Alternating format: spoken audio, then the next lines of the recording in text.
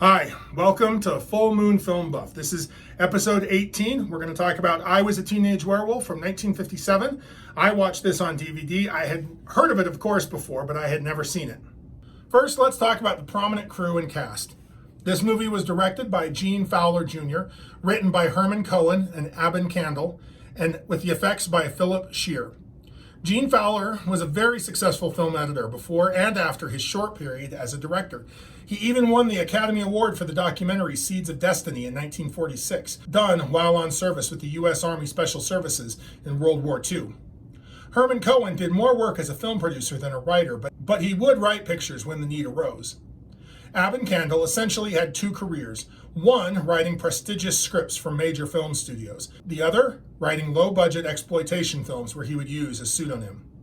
The cast includes Michael Landon as Tony Rivers, Yvonne Lime as Arlene Logan, Charles Wilcox as Jimmy, billed as Tony Marshall, Ken Miller as Vic, Cynthia Chenault as Pearl, billed as Cindy Robbins, Michael Rogas as Frank, Barney Phillips as Detective Donovan, Robert Griffin as Police Chief P.F. Baker, Vladimir Sokolov as Pepe the Janitor, Whit Bissell as Dr. Alfred Brandon, Joseph Mell as Dr. Hugo Wagner, Malcolm Atterbury as Charles Rivers, Luis Lewis as Principal Ferguson, and S. John Lowner as Bill Logan, billed as John Lowner.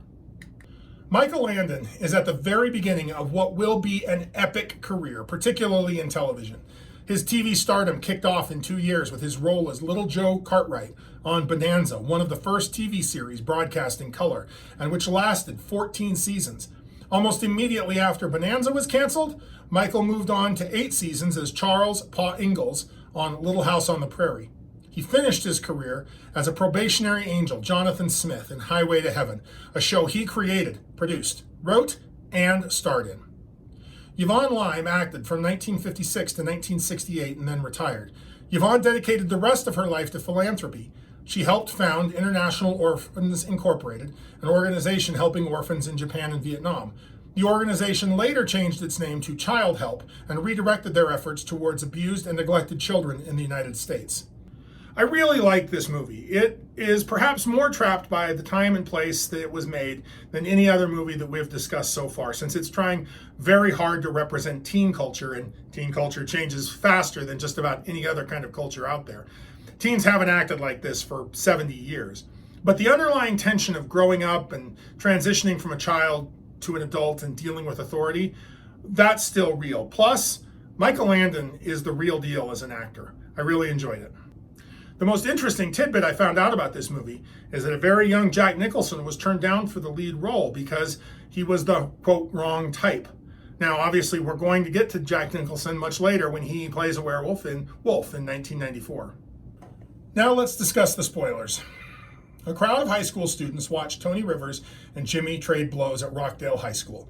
Jimmy is bigger and stronger, but Tony is more ferocious. Tony fights dirty. The police arrive to break it up. Detective Donovan has a chat with both. He makes them shake hands, and Jimmy walks off. Donovan tries to talk some sense into Tony. Tony has a short and explosive temper, which gets him into numerous fights. This isn't the first scrape Tony has had involving the police, and Donovan worries they will escalate. Donovan suggests Tony talk with a psychologist working at the local aircraft plant, Dr. Alfred Brandon, a practitioner of hypnotherapy. This suggestion only infuriates Tony. Tony's girlfriend Arlene, who waited for him, expresses her own concerns about his violent behavior. Tony arrives home to find his dad packing his lunch for the night shift. Dad tries to convince his son things would go better if he would just get along with people. It's also revealed that Tony's mother passed away some time ago.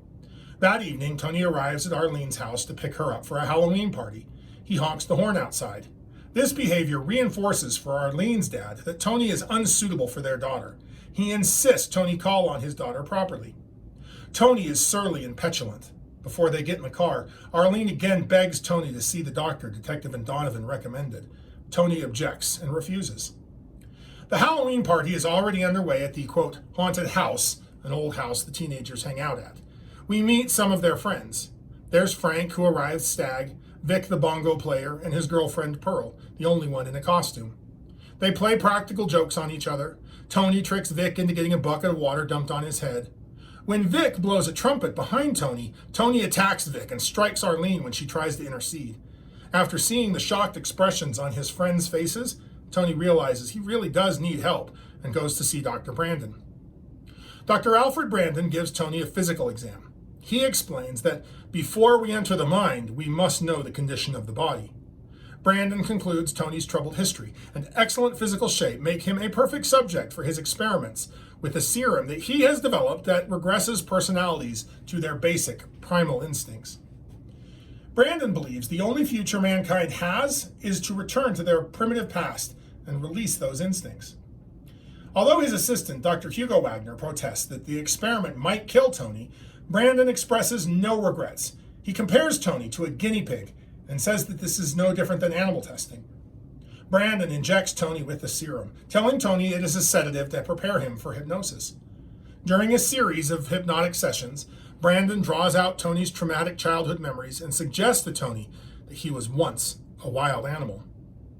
After a party at the haunted house, Tony and Arlene decide to leave early. Frank, again dateless, refuses a ride with Tony and Arlene and decides to walk home, taking a shortcut through the woods. Tony drops Arlene at home and drives away. Frank walks through the woods and hears something.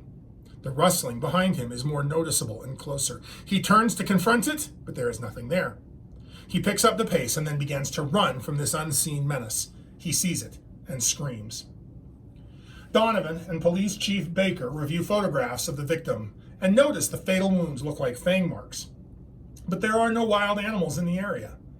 Pepe, the police station's janitor, persuades Officer Chris Stanley to let him see the photos. Pepe posits his own theory. It is something from the old country, a werewolf. Chris, however, dismisses the idea of a werewolf. The death makes the newspaper's front page. Tony returns for another hypnosis session. He suspects that something is really wrong and that he is somehow involved in Frank's death. The police continue their investigation. Tony meets with Miss Ferguson, his high school principal. She reviews Dr. Brandon's positive progress report and tells him his behavior has shown remarkable improvement. She intends to recommend Tony for entry into state college. Tony exits the principal's office and heads past the gym. He sees a gymnast practicing on the parallel bars and loiters to watch her. A school bell rings, startles him, triggering a change in Tony. We see him transform into a werewolf. He attacks the gymnast, but she manages to scream for help and initially escapes his clutches. The commotion draws a crowd to the gym, including the principal from her office. Tony kills the girl and runs from the school into the woods. The principal calls the police. When they arrive, she tells them it was Tony. She recognized his jacket and trousers. Jimmy also confirms it was Tony. Baker issues an all-points bulletin for his arrest. Detective Donovan confronts Brandon about the werewolf, pointing out that his recent sessions with Tony are the most obvious possible cause for Tony's transformation. Brandon is skeptical about the reports and, due to doctor-patient confidentiality, won't tell Donovan anything about Tony. Doyle, a local reporter, interviews Arlene and her parents, then later talks to Tony's father. The police organize a posse. They comb the woods, but are not able to find Tony, now a werewolf wandering around. He is aware the mob is looking for him. He's attacked by a German shepherd, but Tony kills the dog. The posse gives up for the night, but Donovan reports they did find the dead dog, so he must be in the woods somewhere. The next morning, Tony has transformed back into human form. He heads out of the woods and into town. He spots a telephone booth and calls Arlene at home, but hangs up without saying anything. He heads over to Dr. Brandon's office. He knows something is wrong and begs Brandon for help. He doesn't realize that Brandon is the cause of his transformations. Brandon wants to record on film the transformation to prove his experiment was a success, and again engages Wagner in his final experiment. Brandon injects Tony, and he transforms. The phone rings, triggering Tony's rampage. Tony first kills Wagner. He follows Brandon into his adjoining lab. He destroys the lab equipment before he kills Brandon. Donovan and Officer Stanley arrive and repeatedly shoot Tony. We see Tony lying motionless on the floor, but transformed back into his human form.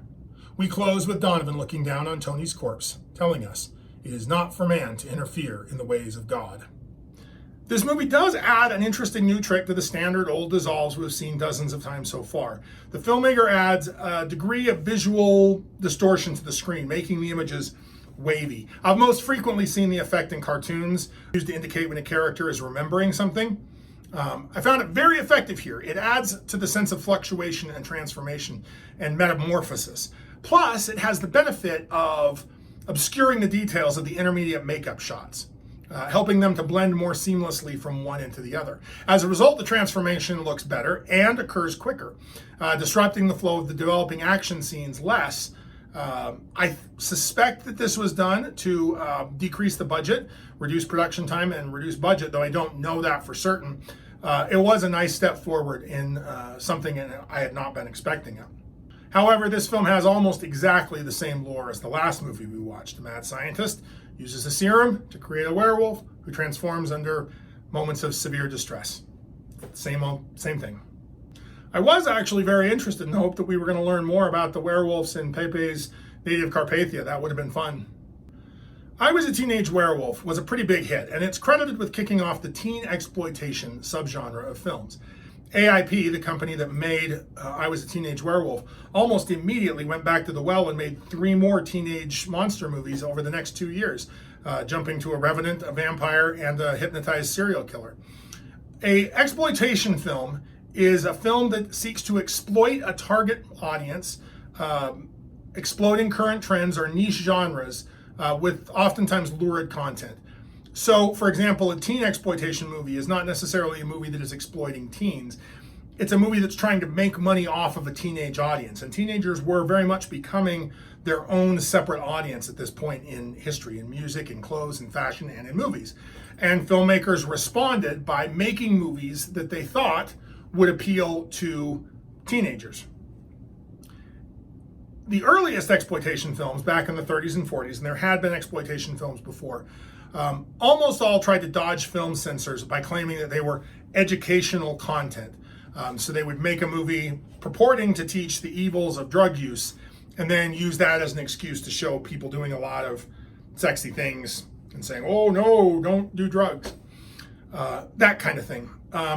But after the success of the teen exploitation films, the moneymen in Hollywood saw a good thing, and they began to target every demographic market that they could think of. I could sit here for 10 minutes listing different exploitation genres, but that's not talking about werewolves, so we won't. While some exploitation subgenres were made by and had the involvement of the demographic market in question, I'm thinking specifically of a lot of black exploitation movies. Most were created and produced by, the normal filmmaking. They were just trying to tap into what they saw as the needs and the desires. And so sometimes there's a real disconnect between what some rich white 40-year-old thinks teenagers want to see and what teenagers actually want to see. So more often than not, exploitation films can reflect what Hollywood thinks the subculture is into and not what the subculture is actually into. So what themes helped this movie to succeed with a teenage audience? And it did succeed with a teenage audience. First, it's clear that all of the adults in this movie, well, almost all of the adults, will set Dr. Brandon aside, really do care about Tony and really do want good things for him. It's just that they don't understand him. They want Tony to stop being violent, and that's not a bad thing for them to want. It would be best for Tony and society if he could fit in better. Things would go smoother for him. He would get along better. He wouldn't get in trouble as often. But Tony doesn't even know why Tony is the way he is. How can an adult hope to understand what Tony can't understand about himself yet? It's been a while since I was a teenager, but I was once Tony's age, and I do actually have teenagers in my house right now. Just telling a kid, get with the program, that's not going to get very far. Even if it's done nicely and lovingly from someone who genuinely cares, saying, hey, get with the program, kid, is very, very, very rarely going to get them with the program. The real feeling of alienation from the adults in this show is probably a big part of what teenagers liked about it. That it really did recognize that being a kid, being a teenager, means that adults just don't understand you. And it's an honest attempt to depict here what it's like for teens to hang out with other teens. And that probably felt good to teenagers, to finally see someone at least trying to represent their subculture on the screen. Ultimately, that's what I think kids got out of it. And then they enjoy, horror movies, because horror movies are fun, right? Now, Tony knows that he needs help, right? Tony's girlfriend and his peers, the kids in this movie, know that Tony needs help. In fact, it's not until he sees the shock and horror in their faces when he lashes out at Vic that Tony realizes that he really does need help. And I do think that many teenagers know, at least somewhere inside, that they need help. But it's hard sometimes for them to know who they can really trust and look out for, to really be interested in supporting their interests. Parents, teachers, and other authority figures can seem like their primary interest is in maintaining the current social structures, which is probably a little bit true, right? And the teenagers often feel the need to push back or maybe even lash out at those social structures. But obviously, as an adult, I do think those social structures are ultimately helpful. They're the reason why we can have a society that gets along as well as it does. But it can a lot of times be hard to convey this to a teenager who maybe hasn't seen, not through any fault of their own. They're young, they're growing up, they just haven't had a lot of experiences yet, and all they feel is that the constraints of those societal structures are keeping them from doing the things that they want to do. And no one's able to give them a great reason why that doesn't feel self-serving, right? The parent, it doesn't feel like, well, just obey so that my life can be easier, right? That's how it often feels. And that's a real challenge. I don't have a great answer for it, but it's certainly a challenge that this movie taps into well. Now, the single biggest tragedy of this movie is that Tony does need help, and he does reach out to a mental health professional who has been recommended to him by many trusted adults. And that mental health professional immediately betrays him, uses him to further his own twisted and unethical ends. When Tony is at his most vulnerable, he is taken advantage of. The betrayal unleashes not just anger in Tony, but murder. Dr. Brandon is responsible not just for Tony's death, but he's responsible for Frank's death and all the other deaths that happen along the way, because he's the one that commits the ultimate crime, and that is taking advantage of somebody who had placed themselves under his care to get help, and he screws them. Potential side effect of this movie, therefore, is that you could watch it and walk away with an increased distrust in the mental health profession. And I hope that's not the case. I'm not one of those people who thinks everybody should be in therapy, but I do know that there are lots of people that do need help, that do need somebody to talk to, that do need a professional who can work through the challenges and getting over things and all kinds of mental health problems. The most important thing is having someone to talk to and really confide in. And I hope that you have that in your life. If you don't, a therapist can be someone that can do that for you, that can help you in that way. So I hope that this movie doesn't make you distrust the mental health profession more. So if you like lycanthropes, like, share, and subscribe. If my research is accurate, this is the last American werewolf movie for almost 15 years. And I may have to skip around a bit over the next videos as I try and track down foreign translations, find them on streaming services and those kinds of things. I next plan on returning to talk about Lon Chaney Jr. in the 1960 film La Casa del Terror and Face of the Screaming Werewolf, both from 1965, for reasons that I will explain in the next episode. So join me back here in about 5 days and we'll discuss those films. So keep your eye on the moon and a silver bullet in the chamber, and we'll see you back here next time.